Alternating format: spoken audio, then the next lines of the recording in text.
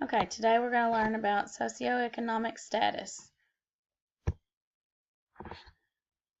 Socioeconomic status, it's what determines the economic condition of a person or a group. This places you in a certain place in the economy.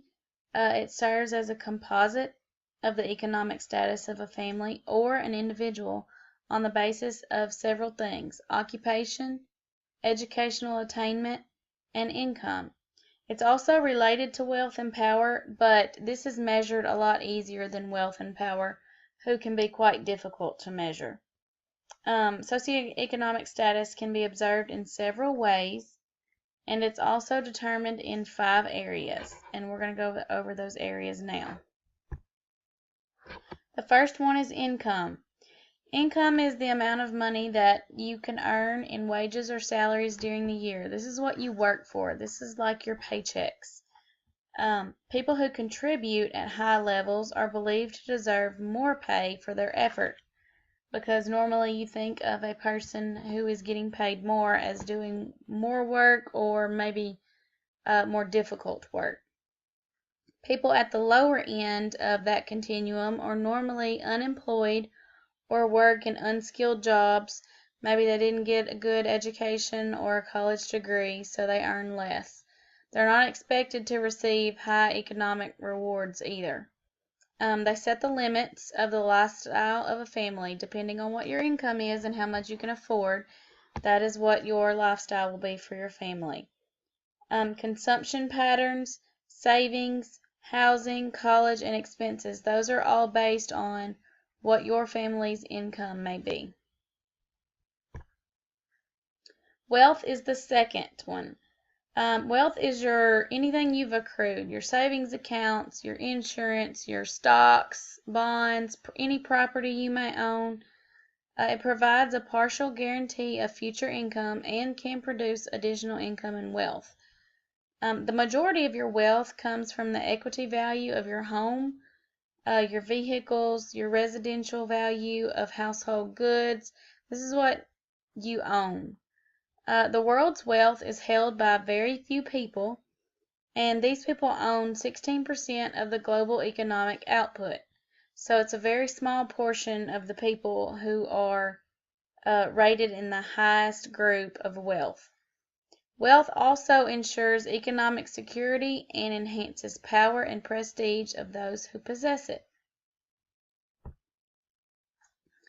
The next one is occupation. Occupation is your job.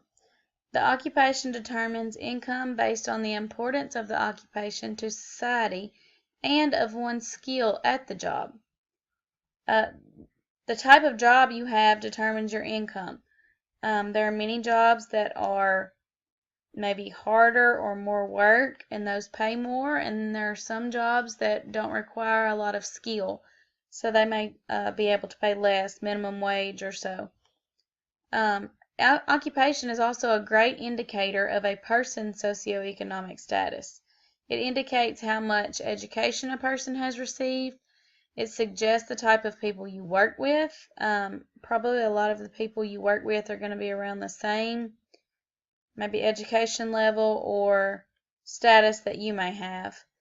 And it also determines the amount of compensation and income and differing degrees of prestige in society. It accounts for differing amount of compensation and income and degrees of prestige in society.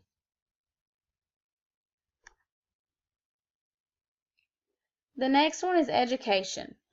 This is the best predictor of your occupational prestige. It determines what jobs you're going to be qualified for and what you're going to be able to do. In most cases, the more education you have, the more income you're going to make. One fact is that women do not earn as much money as men, even if they have achieved a high educational level. Lots of women are working to get this changed, but as of right now, that is the fact that we live with. Education is also viewed as a way to raise your economic status, and most people whose parents received a college education are more likely to further their own education. If their parents or grandparents didn't go to college, brothers and sisters, they're probably not going to. But if you had someone to look up to and they got their college education, you're more likely going to go to college so that you can further your education and be well established. Power is another socioeconomic status level, and these are those with higher socioeconomic status. Those have more power than others. They're able to influence and make decisions. They work as board members, determining who receives benefits and rewards in higher level affairs, like, for instance, the government. And they also are more likely to participate in politics and have more influence over voters or other politicians. Those that lack power, though, tend to have a lower share of society's benefits. Lower and middle class don't have a lot of power. They are relying on those with higher power to make decisions for them. And education becomes an issue with this because the wealthy have more say in the decision making of education. They're more likely to make decisions on school boards or even government decisions on education. So many factors affect a person's socioeconomic status, but all the factors correlate. They all work together and work interchangeably.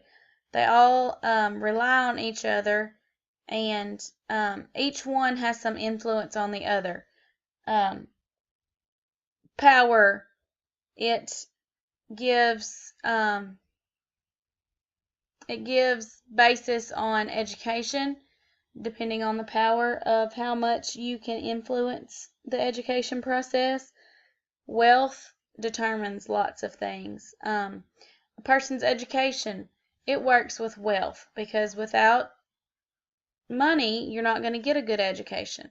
So all in all, these things feed off of each other, and it's like a circle. Each one relates to another. So here is my bibliography. This was on the section in chapter 3 of our text, and this is where all of our information came from.